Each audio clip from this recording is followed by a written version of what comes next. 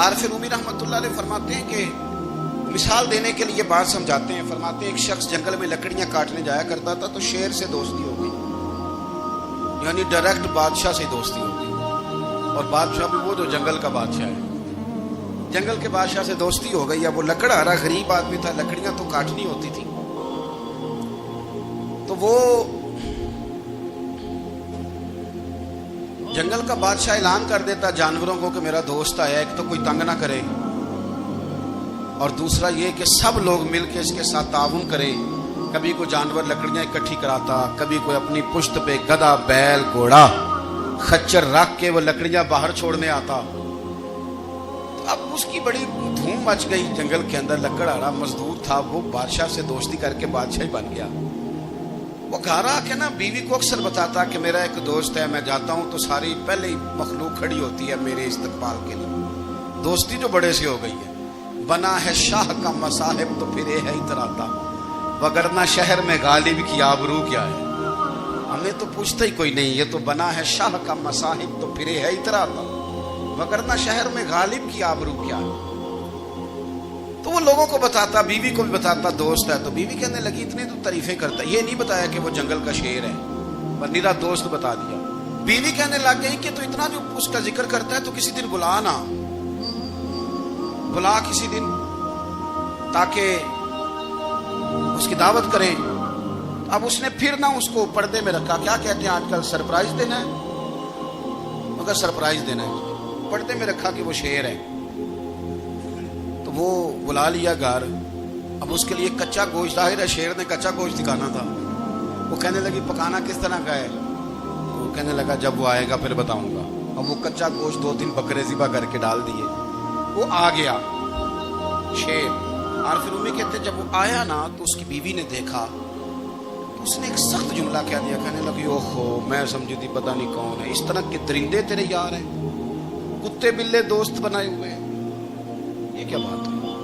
خیر وہ شیر نے سن لیا، گوشت کھایا، وہ چلا گیا. اگلے دن لکڑہارا لکڑیاں کاٹنے گیا تو شیر نے ملاقات کرتے ہی لکڑہارے سے کہا کہ یہ نا کلاڑی اٹھا اور میری پشت پہ نا ایک زخم کر دے. اس نے کہا نہیں میں یہ کام نہیں کرتا، تو میرا دوست ہے. اس نے کہا سن بھائی، میں نے پیار سے کہا تو مان جاؤ، ورنہ میں ہوں شیر، میں نے تجھ سے منوا ہی لینا ہے، میں کوئی تکلیف دوں گا مناسب نہیں، تو کر. اس نے کلاڑی اٹھائی اور اس کی پشت پہ ایک زور سے زخم لگا دیا، خون بہنے لگا.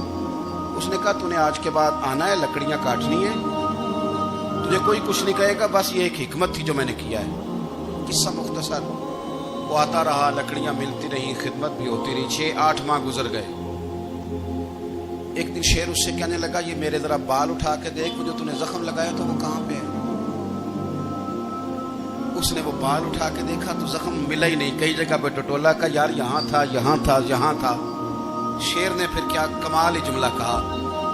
اس نے کہا کہ وہ جو کلاڑی کا زخم تو نے لگایا تھا نا وہ مکمل ہو گیا، لیکن تیری بیوی کا جو لہجہ تھا اور اس کی جو تلخی تھی وہ آج تک میرے ذہن میں موجود ہے، وہ ابھی بھی مجھے تکلیف دیتی ہے.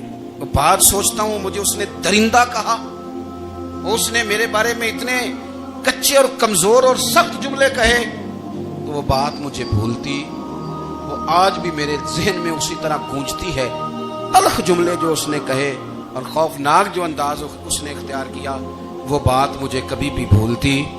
تو آپ کے لفظ لوگوں کو بھول جاتے ہیں پر لہجہ یاد رہتا ہے اگر ہم اپنے لہجے پر تھوڑی توجہ ہی کر لیں. کچھ لوگ کہتے ہیں جی میرا جی روٹین ہی یہ ہے بات کرنے کی. یہ یاد رکھنا کسی وقت ایسا بھی ہوتا ہے کہ شیر کو سوا شیر مل جاتا ہے. پھر ایسا نہ ہو کہ آپ کی تلخی کی جواب میں کوئی اس طرح کی تلخی ہو کہ پھر آپ اس کو کبھی بھلا نہ سکیں.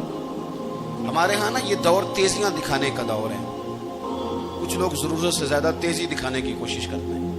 ان بیچاروں کا کبھی کبھی اتنا سخت نقصان ہوتا ہے کہ ان کو ان سے بھی کئی گنا تیز بندہ مل جاتا ہے. وہ کسی ایسی جگہ جا کے بیچارے الجھ جاتے ہیں جہاں سے واپسی کا راستہ نظر نہیں آتا.